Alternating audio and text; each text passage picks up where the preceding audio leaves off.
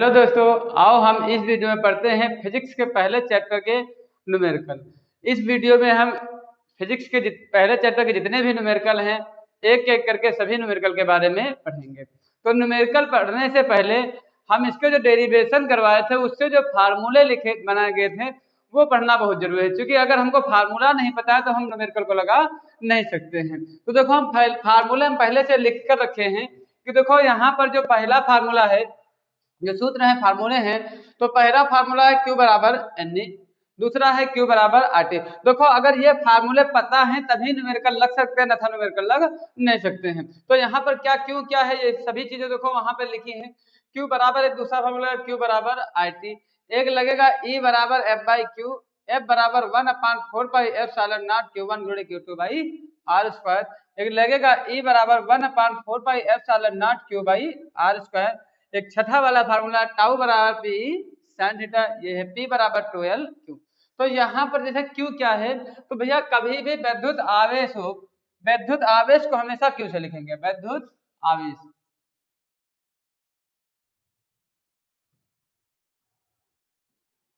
जो विद्युत आवेश होगा उसको हम Q से प्रदर्शित करेंगे। देखो इधर इस प्रकार इसलिए लिख दे कि देखो विद्युत आवेश होता है उसको Q से प्रदर्शित करते हो, जो इसका मात्रक होता है क्या होता है, कूलाम। देखो मात्रक पता होना जरूरी इसलिए है क्योंकि हम मात्रक से पहचान सकते हैं वो क्या चीज है। तो देखो जिनके पीछे कूलाम लिखा मतलब वो क्या है, विद्युत आवेश, तो उसको किससे लिखेंगे हम Q से। I क्या होगी, विद्युत धारा, विद्युत धारा को हम लिखेंगे I से। देखो ये सभी चीजें पता होंगी तभी हम न्यूमेरिकल लगा सकते हैं, अन्यथा न्यूमेरिकल नहीं लग पाएंगे। जो हमको ये नहीं पता है कि धारा किससे लिखेंगे, फिर हम इसमें कैसे फार्मूले को अप्लाई करेंगे, फार्मूले को अप्लाई नहीं कर पाएंगे। तो देखो भैया जो विद्युत धारा होती है उसको किससे लिखते हैं, आई से। जो इसके पीछे लिखा होगा क्या होगा, एम्पियर, क्योंकि इसका विद्युत धारा मात्रा क्या होता है, एम्पियर। समय को टी से लिखेंगे, विद्युत बल को किससे लिखेंगे, एफ, और इसका मात्रा क्या होता है, न्यूटन होता है। ये ई हुआ, ई क्या हुई, विद्युत क्षेत्र की तीव्रता। विद्युत क्षेत्र की तीव्रता को किससे प्रदर्शित करेंगे, ई। जो यहाँ पर ई लिखा है, ई क्या है, विद्युत क्षेत्र की तीव्रता। आर क्या है, आवेशों के बीच की दूरी। यहाँ पर जो पी था हमारा, पी है द्विध्रुव आघूर्ण, द्विध्रुव आघूर्ण। टाउ है हमारा बल आघूर्ण, थीटा है कोण, और 12 है प्लस और माइनस आवेशों के बीच की दूरी। तो ये हमारे सभी फार्मूले हुए।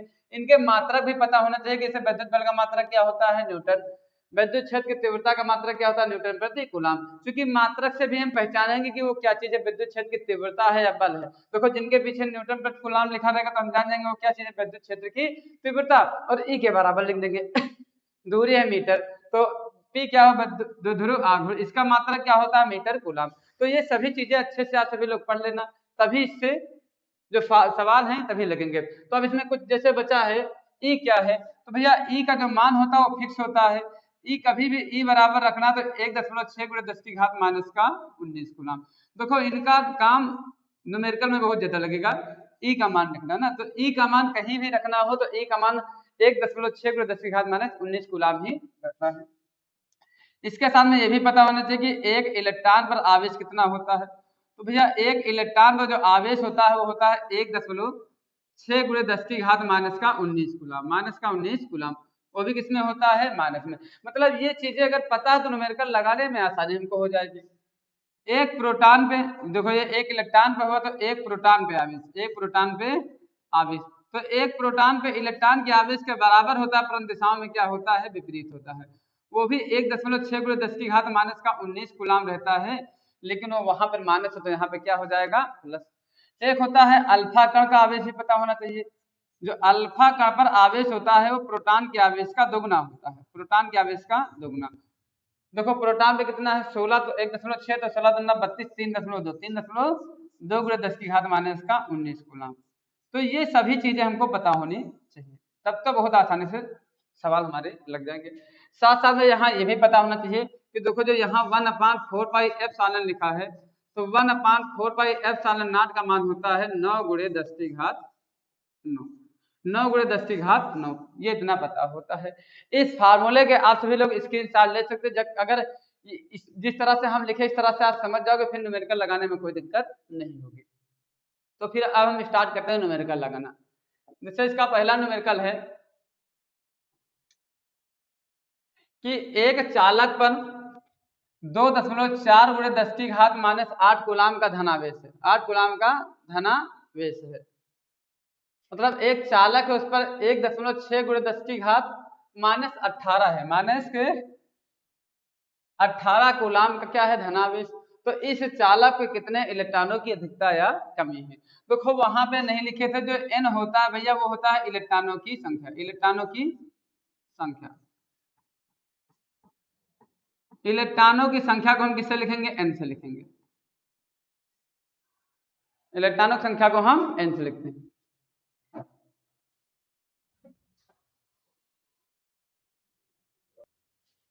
तो इलेक्ट्रॉनों की संख्या को n से लिखते हैं। तो देखो यहाँ पर लिखा है एक चालक पर 2.4 × 10⁻18 कूलाम का धना आवेश है। क्या चीज है, आवेश। तो हम इससे पहले देखो लिखवा चुके हैं कि आवेश को किससे लिखते हैं, q से लिखते हैं।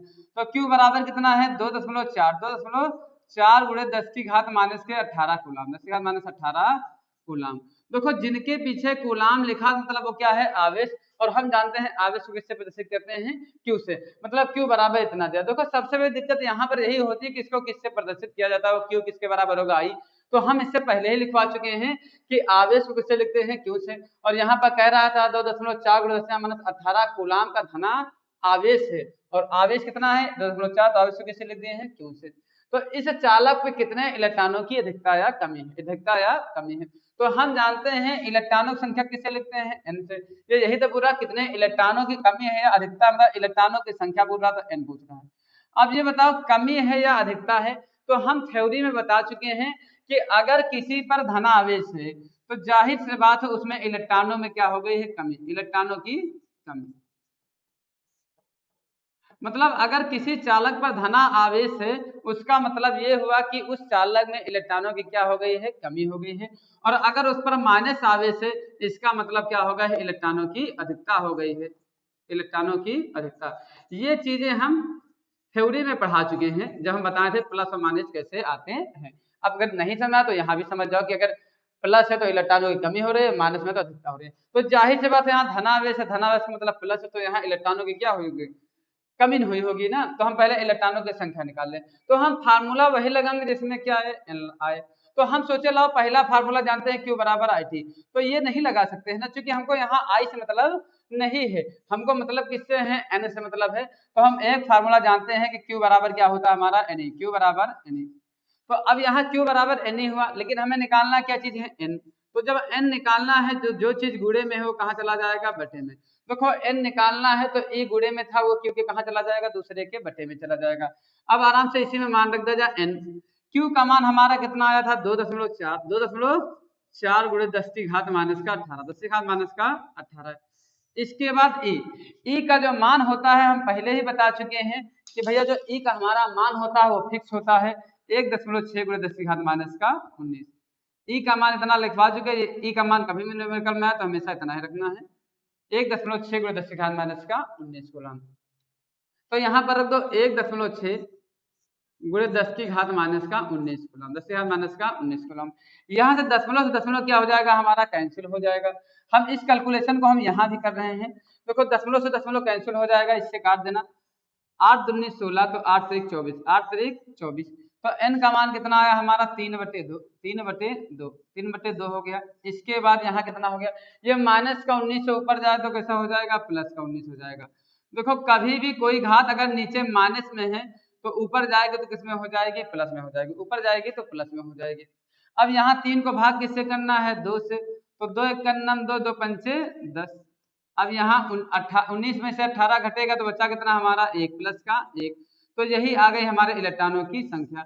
अगर आपको इतना नहीं कर मतलब अगर और आगे करना है तो 1.5 × 10 है, यहाँ से दशमलव हटाएंगे, बटे में कितना आ जाएगा 10, 0 0 कैंसिल। तो n का मान हमारा कितना आ गया 15, n का मान 15।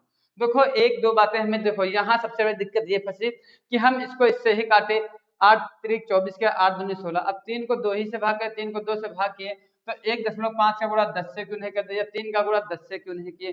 तो ये सभी चीजें हमको दिक्कत में फंसा रही। तो इसके लिए हम देखो नियम पहले बता दे, फिर न्यूमेरिकल को हल करो तो बहुत ही आसानी होगी। देखो यहाँ पर क्या होता है कि जब घात बराबर होती है तभी आधार का गुणा होता है, अन्यथा आधार का आपस में गुणा नहीं होता है। हम देखें यहाँ घात -18, यहाँ घात कितनी है 1। देखो इसको इस प्रकार समझ लो, फिर हम देखो नियम बता रहे, फिर आराम से न्यूमेरिकल में कोई दिक्कत नहीं होगी। तो n का मान कितना आ गया 15। देखो ये भी पता होना चाहिए कि अगर a बटे माइनस में n है, माइनस में n, अगर ये ऊपर जाएगा तो किसमें हो जाएगा प्लस में n। तो यहाँ पर जैसे कि इतनी बात समझ रहे हो ना कि इसको दशमलव हटाया, यहाँ से दशमलव कैंसिल, तो n का मान हमारा कितना आ गया 15। अर्थात यहाँ 15 इलेक्ट्रॉनों की क्या हो गई है कमी, 15 इलेक्ट्रॉनों की कमी हो गई, यहाँ इलेक्ट्रॉनों की संख्या निकल गई।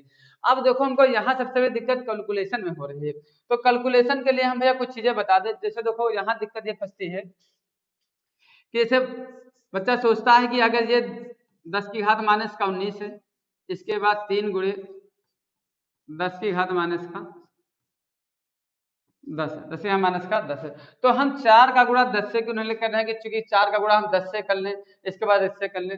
तो इसके लिए भैया देखो नियम होता है, अगर उस नियम को देखो, सबसे बड़ी कैलकुलेशन में दिक्कत, फिजिक्स अगर पढ़ना तो यहाँ कैलकुलेशन जब फंसती है तो कैलकुलेशन में बच्चे बहुत ज्यादा फंसते हैं। तो उसके लिए देखो 2 नियम याद रखना भैया कि यदि संख्या की घात, यदि संख्या की घात समान है, संख्या की घात समान है, तो आधार का आपस में गुणा हो जाता है, आधार का आपस में गुणा हो जाता तथा घात वही रहती है। इसका मतलब क्या हुआ, जैसे देखो 8 के गुणे में 3 लिखा तो 8 त्रिक 24 हो जाता है, 8 त्रिक 24। ये क्यों हो रहा है, क्योंकि यहाँ भी घात कुछ नहीं एक, तो यहाँ भी घात कुछ नहीं, कितना है एक, तो 8 त्रिक 24 घात कितनी है एक ही है। जैसे हम कहते हैं कि ये 5 की पावर कितना लिखा है 2, और 3 की पावर कितना लिखा है 2, तो 5 का गुणा किससे हो जाएगा 3 से, वो 5 से कितना हो जाएगा 15, घात वही रहती है। अब यहाँ घात आधार क्या हो, जैसे a की पावर m लिखा है, तो यहाँ पर m हमारी क्या होती है घात, m होती है घात, और a क्या होता है आधार, a होता है आधार। तो यहाँ हम क्या बताएं, देखो इस नियम को अच्छे से समझना, चूंकि तभी न्यूमेरिकल बहुत आसानी से लग पाएंगे। यदि संख्या की घात समान है तो आधार का आपस में गुणा हो जाता है, आधार। देखो यहाँ घात समान थे तो आधार का आपस में गुणा हो गया, और घात वही देते। देखो यहाँ पर देखो घात क्या है समान, तो आधार का आपस में क्या हो गया गुणा, 5 से 15, घात क्या रह गई है वही रह गई है।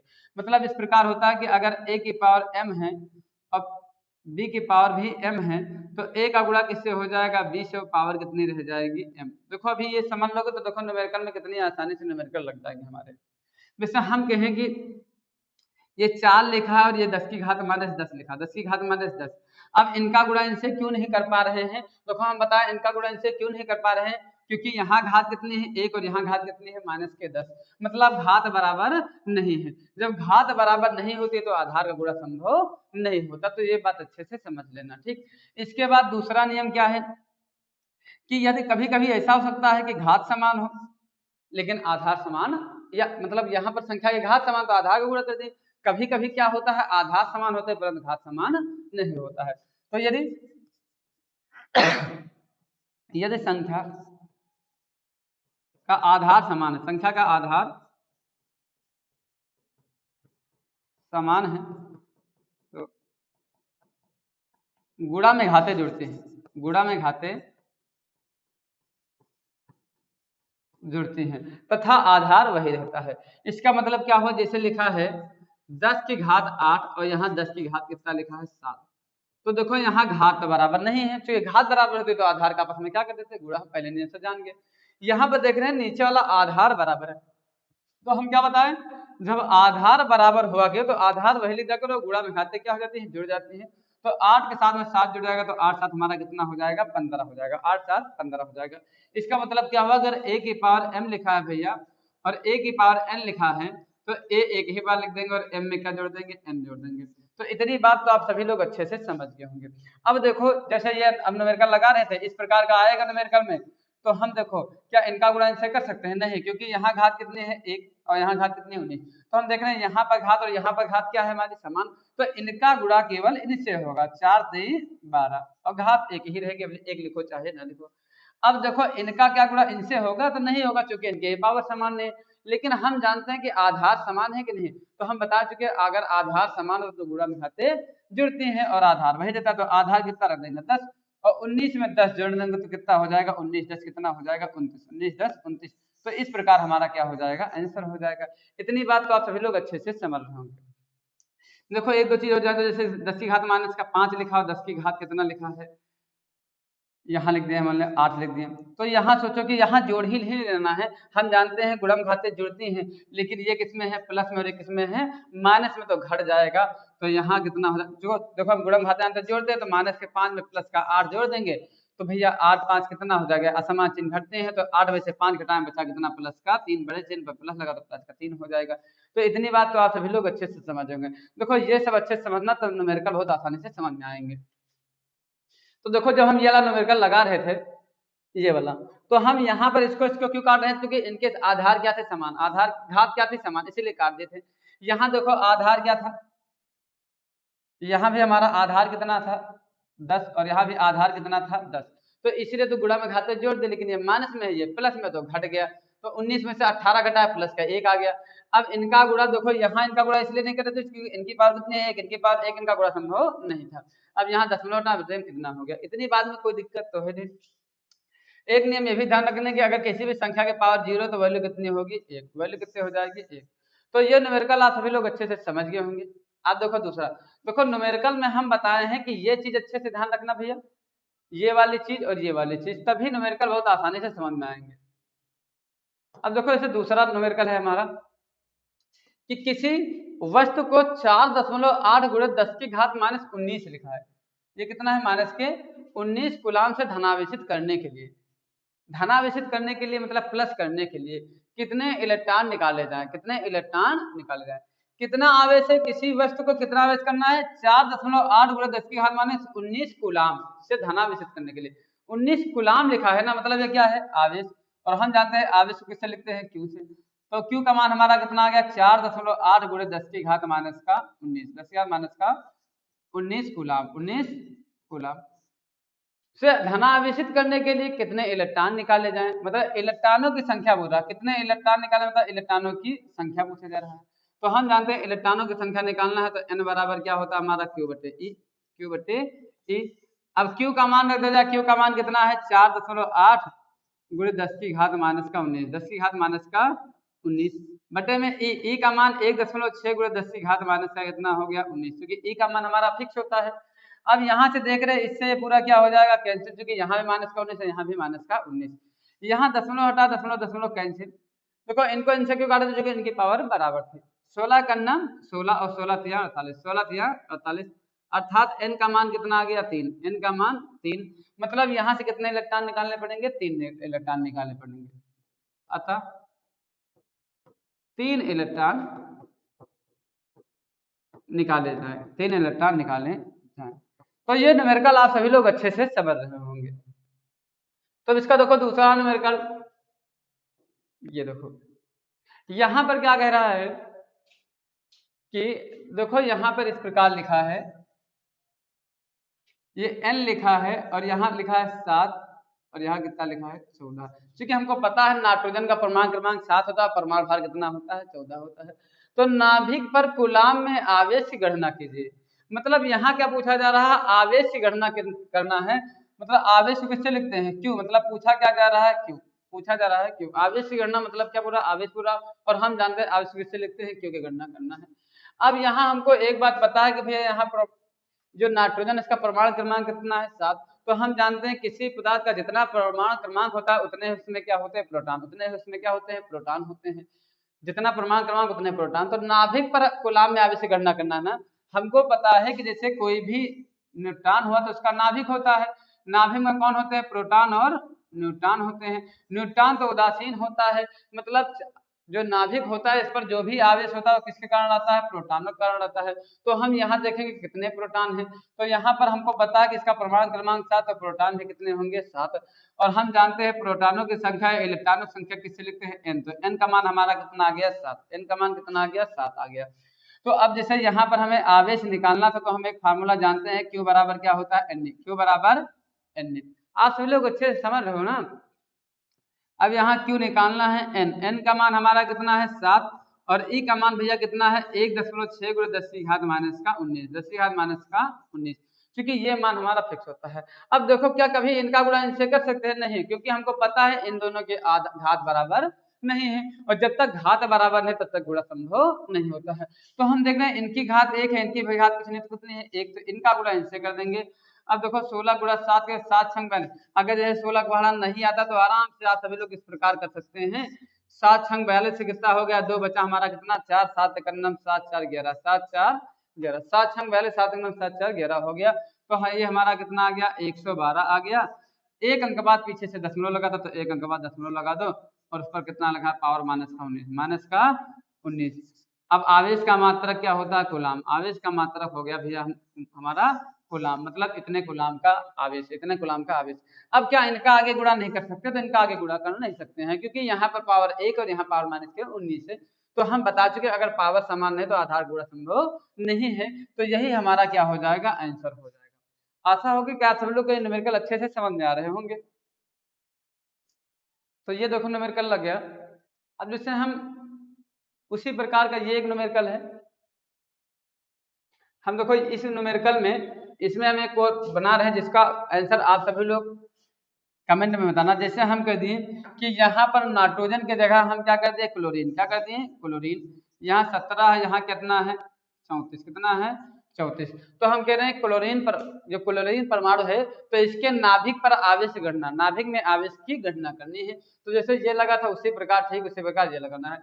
हमको पता नहीं ये होता है, यही प्रोटॉन होता है, यही क्या होगा N, यही क्या होगा N। तो इसका आंसर आप सभी लोग कमेंट में बताना। देखो जैसे ये क्वेश्चन हमारा दिया है कि यदि किसी आवेशित चालक पर 1500 इलेक्ट्रॉनों की क्या है अधिकता, 1500 इलेक्ट्रॉनों की अधिकता है, तो जाहिर सी बात है कि अगर कहीं पर इलेक्ट्रॉन अधिक है तो उस पर माइनस आवेश आएगा, क्योंकि हम बता चुके हैं कि अगर किसी चालक पर इलेक्ट्रॉन अधिक है तो उस पर क्या आएगा माइनस। तो कितने इलेक्ट्रॉनों की अधिकता है, 1500 इलेक्ट्रॉनों की अधिकता है। मतलब यहाँ इलेक्ट्रॉनों की संख्या जो है कितनी है 1500, क्योंकि हम बता चुके हैं इलेक्ट्रॉनों की संख्या किससे लिखते हैं N से। तो कह रहा उस चालक पर उपस्थित आवेश की प्रकृति कैसी है, मतलब आवेश की दो ही प्रकृति होती है, या तो प्लस होगा या तो क्या होगा माइनस। और हम थ्योरी में बता ही चुके हैं कि अगर इलेक्ट्रॉन अधिक हैं तो जाहिर सी बात उस पर आवेश कैसा होगा, ऋणावेश, अर्थात ऋणावेशित होगा। तो ये क्या है ऋणावेश, क्या है ऋणावेश, मतलब जो आवेश होगा वो ऋणावेश होगा अर्थात ऋणावेशित होगा, क्योंकि यहाँ पर इलेक्ट्रॉनों की क्या है अधिकता। इतनी बात तो आप सभी लोग अच्छे से समझ रहे होंगे। तो इसके बाद अगर इस चालक पर उपस्थित आवेश की प्रकृति, तो प्रकृति तो बता दें ऋणावेश है, चूंकि इलेक्ट्रॉनों की अधिकता है। तथा कूलाम में आवेश की गणना करनी है, आवेश की मात्रा बताइए। आवेश की मात्रा मतलब क्या पूछा जा रहा है, क्यों पूछा जा रहा है, क्यों। तो हमसे क्यों पूछ रहा है, तो हम एक फार्मूला जानते हैं, अभी जो लगा रहे हैं क्यू बराबर एन, क्यू बराबर एन, क्यों एन, एन का मान कितना है 1500, ई का मान कितना है 1.6 गुणे 10 की घात माइनस का 19, 10 की घात माइनस का 19। एक बात भैया हमेशा ध्यान रखना, जैसे अगर 2.25 लिखा है तो बटे में कुछ नहीं तो कितना है 1। अगर यहाँ दशमलव हटाएंगे, दशमलव के बाद जितने अंक होते हैं उतने ही नीचे क्या लग जाएंगे 0।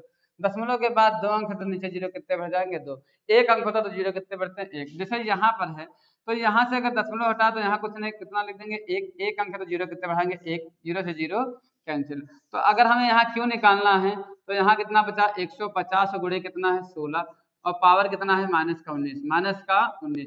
इतनी बात में आप सभी लोग को कोई दिक्कत तो है नहीं। अब देखो इनका गुणा इनसे हो जाएगा कि नहीं, तो हो जाएगा, क्योंकि इनकी पावर क्या है समान।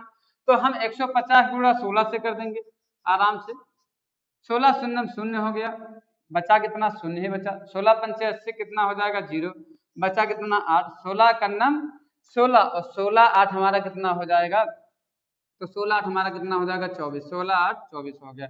इतनी बात में कोई दिक्कत नहीं, देखो 16 शून्य शून्य, 16 पंचे 80 के 0 हो गया, 16 का नम 16 8 24 हो गया। ये कितना हो गया माइनस का 19, माइनस का 19 कूलम। अब अगर आप सभी लोग इतना आंसर लिख रहे हैं तो इसमें आपको कोई दिक्कत नहीं है, इतना आंसर भी आप सभी लोग लिख सकते हो। लेकिन अगर हम जैसे इस प्रकार नहीं लिखना चाहते हैं, आगे लगाना चाहते हैं इस प्रकार आगे, तो देखो वहां पर अगर देखो जैसे इस प्रकार लिखा है 385 लिखा है, तो देखो आप कैलकुलेटर में देखते होंगे या कहीं पर जो शुद्ध जहां हिसाब लिखा जाता है तो इसके बाद इस प्रकार लिखा होता है कि नहीं, अंकों को शुद्ध प्रकार इसी प्रकार लिखा जाता है।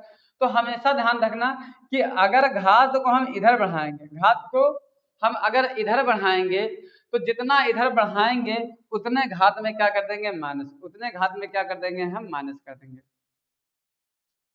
जैसे यहाँ पर मतलब जब घात को इधर बढ़ाएंगे, जब घात को इधर बढ़ाते हैं तो उतना ही घात में हम क्या कर देते हैं प्लस, और अगर घात को इधर बढ़ाएंगे तो उतना ही घात में क्या कर देंगे माइनस। अगर इधर बढ़ाएं तो हम प्लस करेंगे, इधर बढ़ाएंगे तो हम माइनस करेंगे। तो देखो यहाँ पर कितना लिखा है 2400 गुणे 10 की घात माइनस का 19 है। तो अगर यहाँ कुछ नहीं दशमलव यहाँ लगा है तो दशमलव को अगर हम यहाँ तक खिसका तो कितना खिसका 3, तो हम वहाँ कितना प्लस कर देंगे 3 प्लस, घात में हम 3 प्लस कर देंगे। तो 19 में अगर प्लस का 3 किए तो 19 में से 3 घट जाएगा तो बचा हमारा कितना 16, बचा कितना माइनस का 16। तो ये हमारा क्या आ गया आवेश। और आवेश को किससे लिखते हैं कूलाम। देखो घात को जब हम इधर बढ़ाएंगे तो घात में उतना ही क्या कर देंगे प्लस, और अगर घात को इधर बढ़ाएंगे तो उतना ही क्या कर देंगे माइनस। तो देखो इधर 3 अंक बढ़ा तो 3 प्लस किया, दशमलव के बाद 0 कोई महत्व नहीं होता, तो इतना ही आवेश आ गया हमारा। तो अब जैसे इसका दूसरा जो न्यूमेरिकल है, जैसे ये वाला है, तो ये वाला न्यूमेरिकल ठीक इसी प्रकार है जिससे पहले लगवा चुके हैं। इनमें भी लिखा है एक चालक पर 500 इलेक्ट्रॉनों की कमी है। तो ये बताओ अगर ये 500 इलेक्ट्रॉन है ना, तो इलेक्ट्रॉनों की संख्या किससे लिखते हैं n से। तो n का मान कितना है 500। अगर यहाँ कमी है तो इलेक्ट्रॉनों की अगर कमी है तो जाहिर सी बात उस पर क्या आएगा धनावेश, उस पर क्या आएगा धनावेश का मतलब प्लस आएगा। तो आवेश की मतलब प्रकृति पूछ रहा था, आवेश की मात्रा पूरा, तो ठीक इससे पहले वाला जो न्यूमेरिकल लगा है उसी प्रकार का है।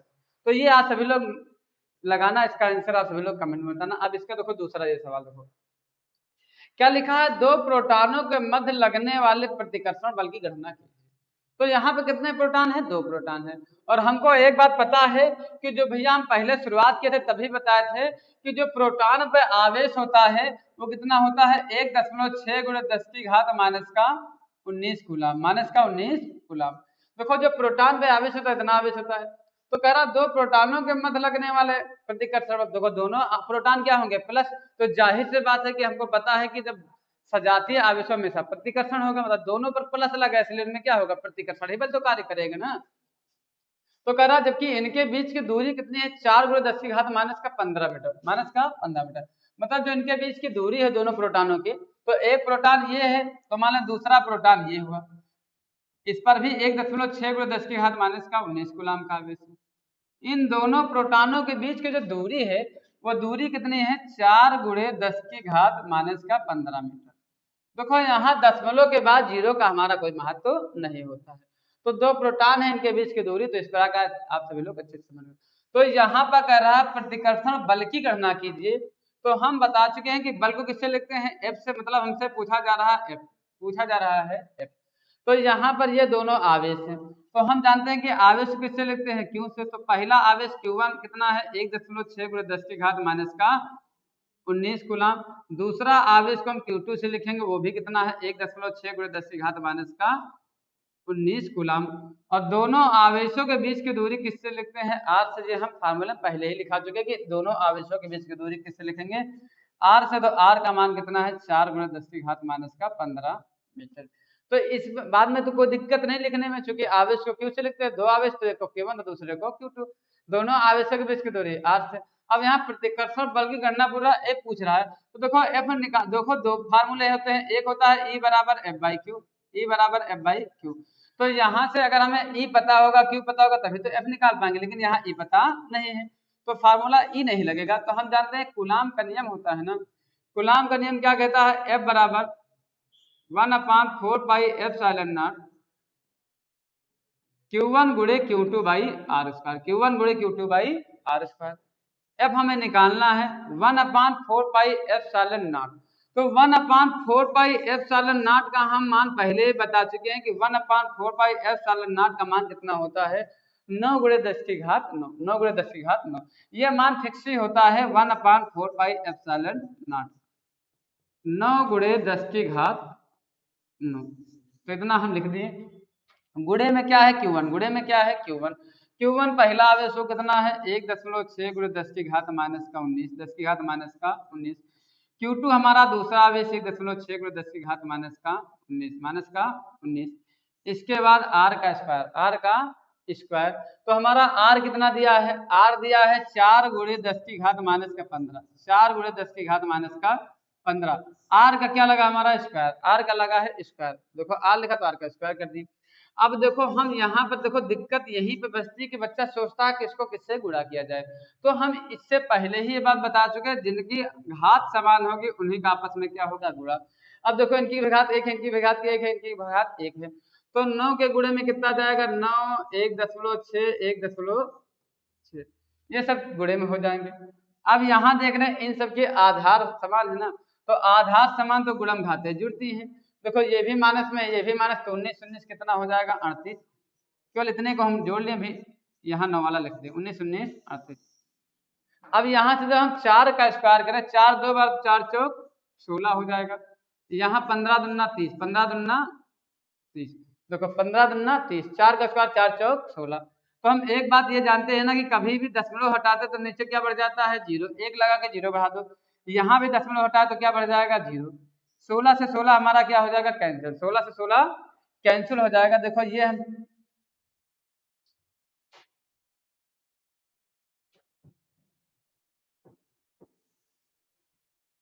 तो यहाँ तक या सब लोग समझ रहे हैं, 16 से 16 हमारा क्या हो गया कैंसिल। तो अब देखो यहाँ पर जब हम गुणा करेंगे, अब 9 बचा, केवल क्या बचा 16, 9 का गुणा किससे करेंगे 16, तो 16 नवैया कितना होता है 144, 16 नवैया 144 हो गया, 16 गुणा 9 16 नवैया 144। यहाँ देखे आधार समान है, आधार समान तो गुणा में खाते जुड़ती हैं, लेकिन ये है माइनस में और ये क्या है प्लस में, तो घट जाएंगी। तो 38 में से 9 घटाएंगे तो बचा हमारा कितना 29, बचा 29। यहाँ देखो अगर ये 100 लिखा है तो हम 100 को क्या लिख सकते हैं, जैसे इसे 3 जीरो है तो इसे हम 10 की घात 3 लिख सकते हैं, तो यहाँ 2 तो 10 की घात 2 हो जाएगा। ये प्लस में 2 है, ये माइनस का 30 है, तो प्लस में से 2 घटाए बचा कितना माइनस का 28, माइनस का 28। ये प्लस का 2 से ये 30 में से 2 घटाएंगे बचा कितना माइनस का 28। और हम एक बात जानते हैं कि अगर कभी भी घात को नीचे से ऊपर लेकर जाते हैं तो माइनस में है तो प्लस और प्लस में है तो माइनस हो जाती है। यहाँ पर घात माइनस में लिखी तो ऊपर लेकर जाएंगे तो किसमें हो जाएगा प्लस का 28, प्लस का 28। ये f हुआ 144, 144। क्या इनका गुणा इनसे होगा तो नहीं होगा, क्योंकि पावर समान नहीं है। यहाँ देख रहे हैं इन दोनों के आधार समान, जो आधार समान तो गुणम घाते जुड़ती है, ये माइनस में है ये प्लस में है, तो 29 में से 1 घटेगा तो बचा कितना माइनस का 1, और यही बल हुआ, और हम जानते हैं बल का मात्रक क्या होता है न्यूटन। तो ये हमारा आ गया दोनों के बीच लगने वाला प्रतिकर्षण बल। यहाँ प्रतिकर्षण बल की गणना पूछ रहा था, प्रतिकर्षण बल हमारा इतना आ गया। तो आशा होगी कि आप सभी लोग को ये वीडियो अच्छी लगी होगी। तो इसके हम नेक्स्ट वीडियो में इससे संबंधित जितने भी न्यूमेरिकल हैं उन सभी न्यूमेरिकल को एक एक करके पढ़ेंगे।